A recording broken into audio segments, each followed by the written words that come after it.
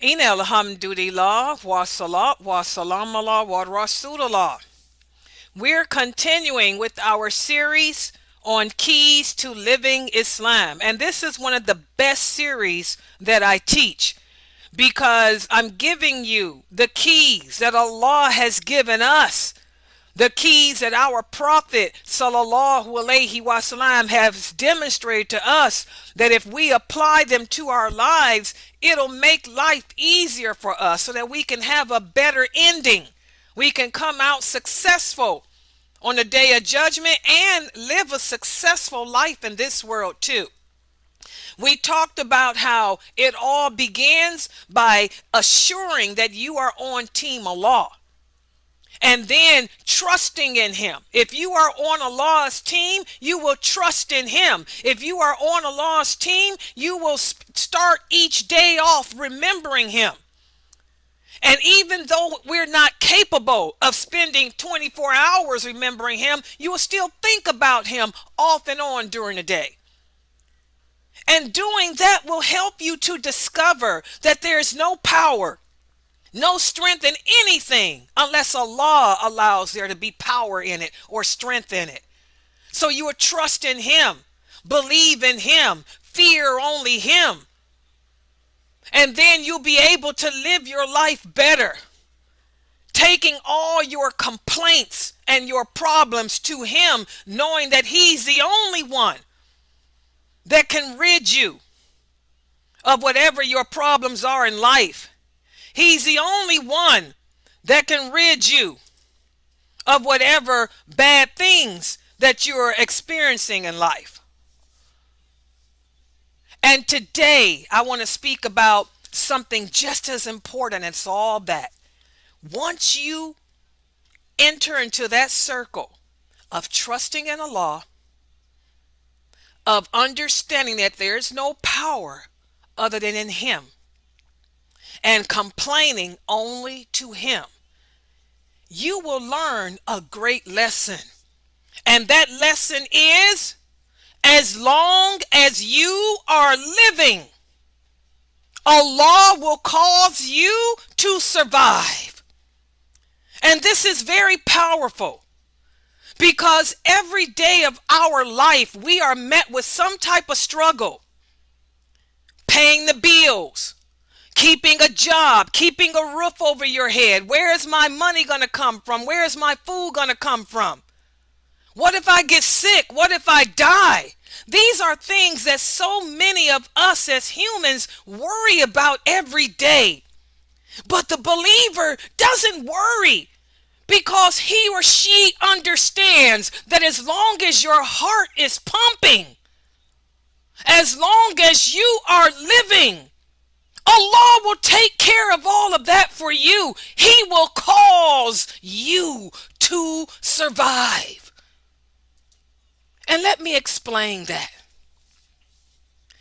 There are two things. There are two matters of which there is no doubt. You were born. So what does that mean? You're going to live and then you're going to die. Those are two realities of life. Subsistence and death. These are two matters of which there is no doubt. You were born, so you're already living. So since you are living, there's no doubt you're going to die. And as long as you are living, you have to subsist. And Allah is the one that gives us what we need to subsist. Even before you enter into the world, when you were in your mother's womb, you received nourishment from your mom's navel. And then when your mother gave birth to you, you still subsided. Allah still caused you to exist, but through another means, which was even better. You were suckled by your mom. And after the suckling period, Allah opened up another means of survival for you. You take your survival through food and drink, and this will continue until you die. And only then, when death comes, do the doors of subsistence close completely for you. So this is a reality. The simple fact that you were born means Allah will cause you to survive, and He will make you survive until He decrees for your death to come. Powerful. A powerful statement for us to ponder. There's a lot of people out there who claim that they believe in Allah, but the moment that Allah tests their survival, they panic. They fail to see a way out. I know so many Muslims out there, sister, what happened to you? You used to be such a good Muslim. Why aren't you wearing hijab? Well, life happened. What do you mean life happened? My husband divorced me. So I had no way of taking care of myself, so I stopped wearing hijab and went and got a job. I was afraid I wouldn't be able to get a job with a hijab on, so I stopped wearing hijab. Really? And this is a test that so many of us have. You were once a good brother. He used to come to the mosque. He used to perform all his prayers. What happened to him? Well, he lost his job. He was an engineer making good money. He got laid off. So what happened? He just gave up. He threw in the towel. He blamed Allah for it. Well, what's the point in going to the mosque? What's the point in praying anymore? I lost my job. This is what happens to so many of us who really are not strong in our belief. Every time Allah tests you with something that threatens your survival, you panic.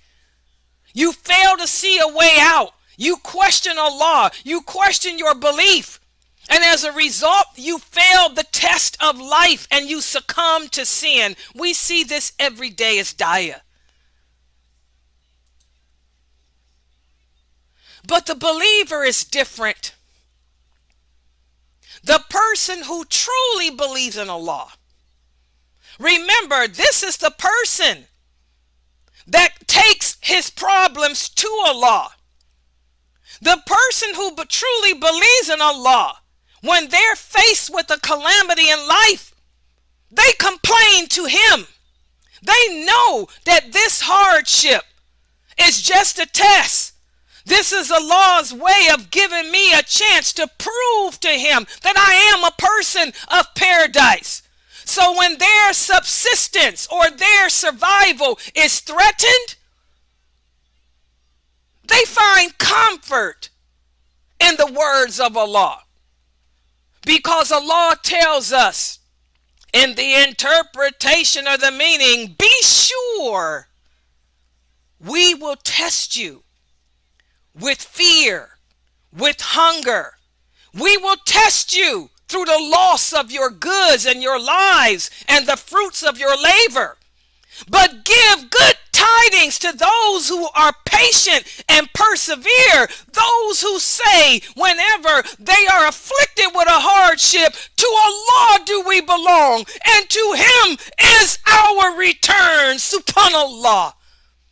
That's how the believer responds when he or she is put to test with survival. Be it your job. I'm not going to worry about how I'm going to live.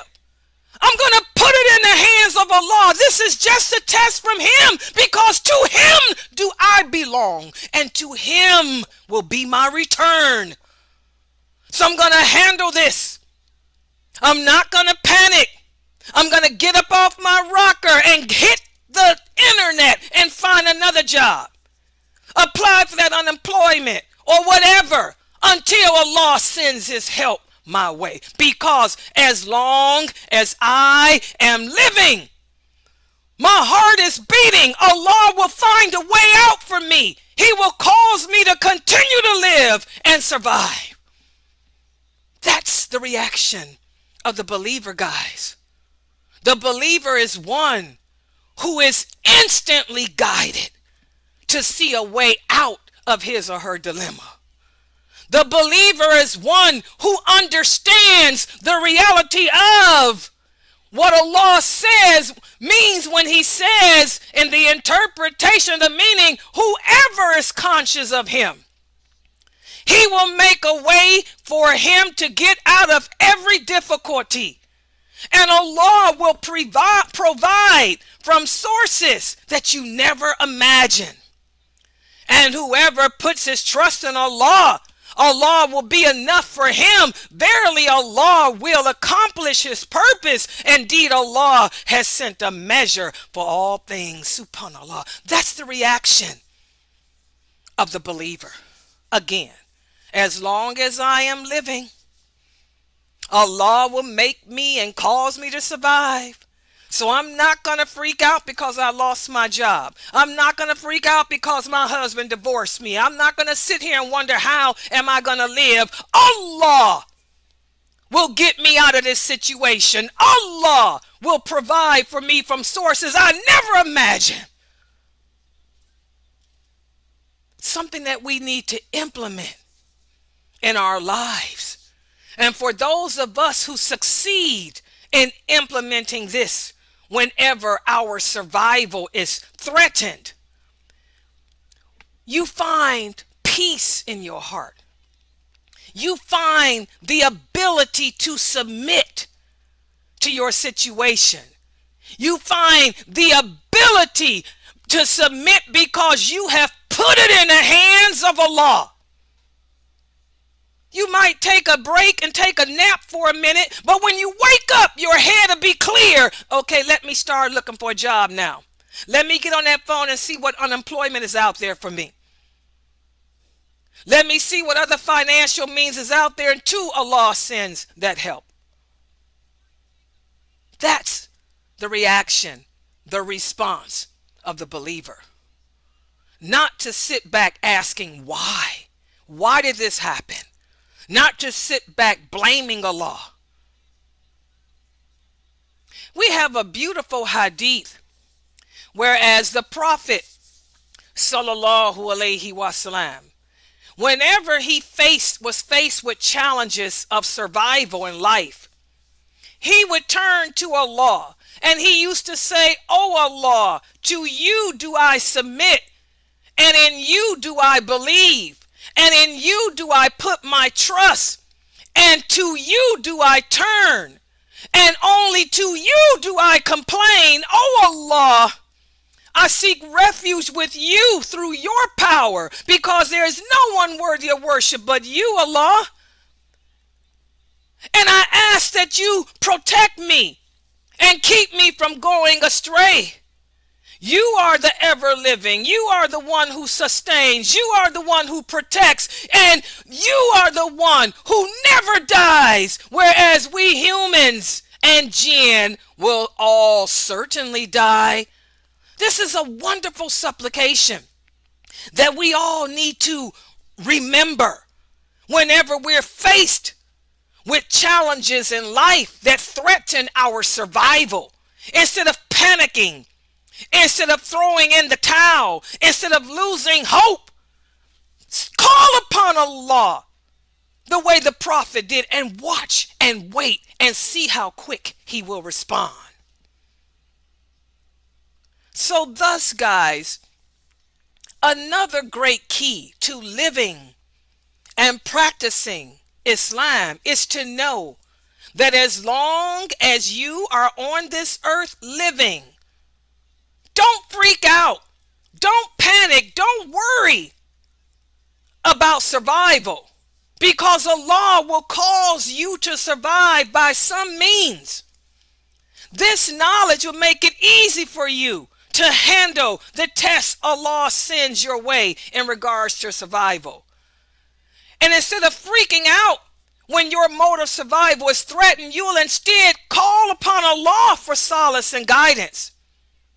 This will bring about acceptance and peace within your heart, because you know that you have someone looking out for you, whereas no one else can ever replace him, and that is Allah.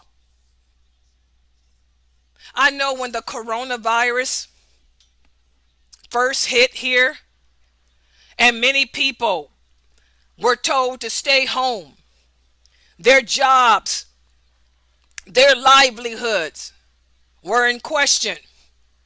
I remember my brother, one of my brothers, he's got 5 or 6 kids and a wife. He just got a house. He just got a car. And most people would panic and wonder, well, how are you going to take care of those kids? How are you going to pay your bills? My brother remained calm. He didn't panic. He made that supplication. He called upon Allah. He said, Allah will find a way for me. The next day, there was a fund established for all people who could not work due to coronavirus. My brother applied for that. And then they gave you $200 extra for each kid. So you do the math, 200 times 5. I called to check on my brother. 2 weeks later, I said, are you okay? Do you need any help? Because I'm still working. I'm an essential employee. He wasn't. He said, the question is, are you okay? Do you need help?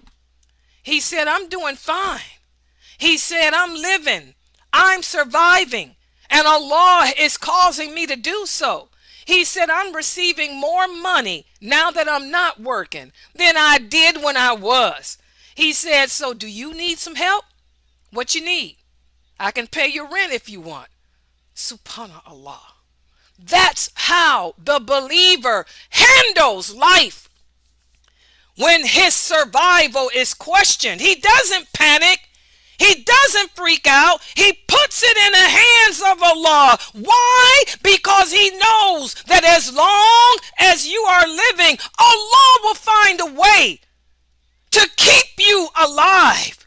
Allah will find a way to make you survive, and it's usually for the better. And there's many people out there, like my brother, many Muslims, who were not able to work, but they receive a bigger paycheck not working than they did working. And many of them hate going back to work. They're getting ready to lose some of that money. Okay? So again, guys, this is a great key for us to ponder. Remember, just because we say we believe in Allah is not enough. Allah is going to test us. Your whole existence, from the time you come out of the womb until you go into the tomb, is going to be a test to see if you are either a person of paradise or a person of the hellfire. If you're a person of paradise, the choices you make, the reactions you give in life will be a reflection of that. You will be resilient. You'll handle whatever comes your way with dignity, respecting Allah, being a great example of this wonderful way of life and of our prophet. So again, take this key and apply it. Say it over and over and over again to yourself. As long as I am living, Allah will cause me to survive. We'll stop right here for today. Tomorrow we'll continue by speaking of other keys that we can apply to our lives. If you guys have any questions or comments,